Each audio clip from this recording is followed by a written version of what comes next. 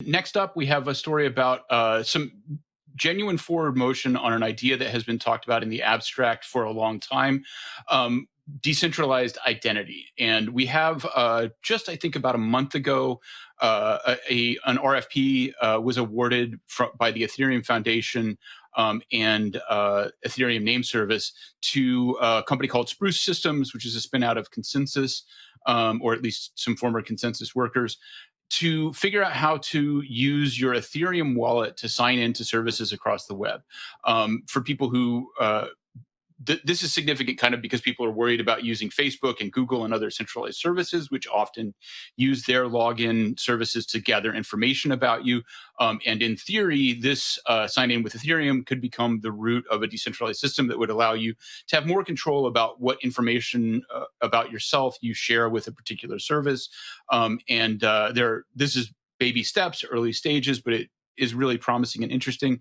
Who wants to dive in about the significance of this? Anyone?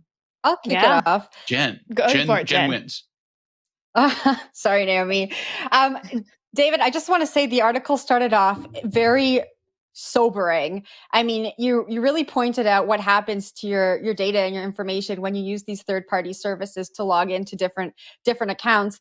And what stuck out to me is, I know, Naomi, you're probably going to fight me on this, but I think the average everyday person, when they get to a login screen and they want to access information quickly, they don't think about the implication of signing in with Facebook or signing in with Google or signing in with Apple. They just want to access that information quickly and move on with their day. Maybe they have kids, maybe they have to get back to their job. They have other things to worry about. And so I think that there are more and more stories coming out, especially the latter part of this year, that are showing these people what happens to their data when they make these quick, 1-second decisions. And so this is really awesome. I'm really excited to see what comes of it. I really also love that they're starting small with social media logins. I think we can all imagine how this could go horribly wrong with the wrong code or some sort of hack. So I love that they're starting with social media logins. They can work out all the kinks and bugs and get this up and running so that we don't need to use all of our personal information to access the sites we love. But Naomi, I'll pass it back up to you.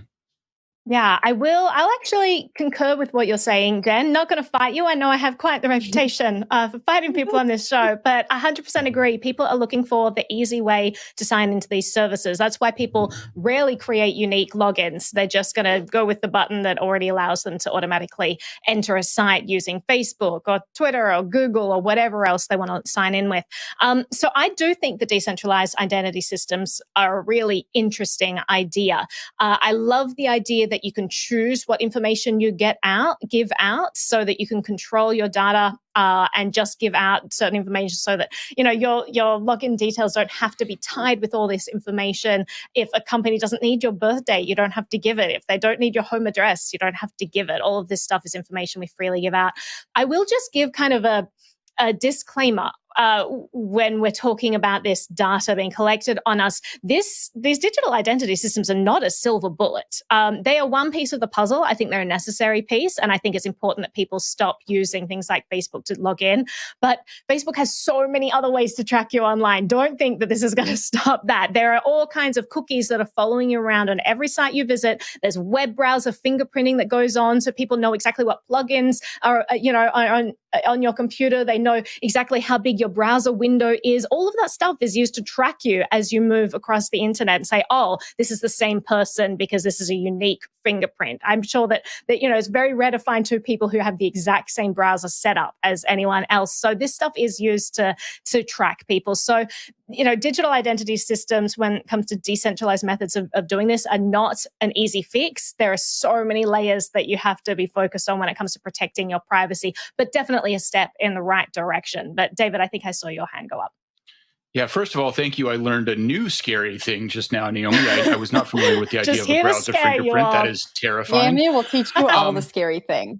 But I just thought, since you mentioned the thing about birth dates, Naomi, I would sort of take a second to be a little bit more specific about how these things work and how cool they can be. Because literally, you can just give a service your birthday without even giving them your name.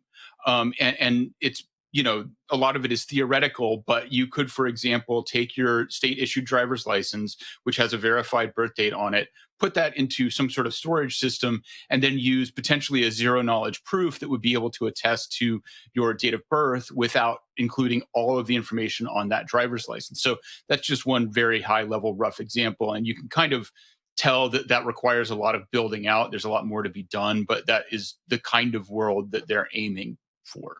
Naomi, you had something.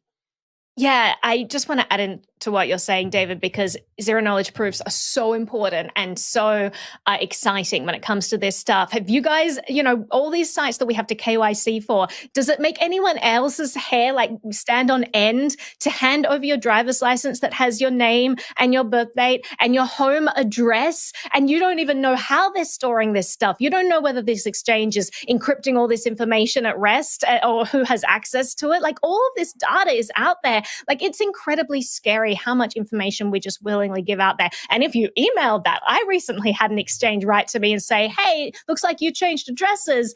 Can you please verify, send in your address? So first step was I verified it was actually the exchange who wrote to me, not a phishing scam. After I did that, I asked them, they said, like, okay, how do I give this information to you? And they said, just email it. I'm like, no, email is the most insecure system possible. It's so easy to intercept these things. They get bounced over servers all over the world. You don't know what security protocols are managing those servers. Like, I'm not emailing you my ID. So then they're like, oh, here's an encrypted box link. But that wasn't their default. And this is a very well-known exchange that sent this to me. So I was shocked. But you guys, just to summarize this, be very careful with your data.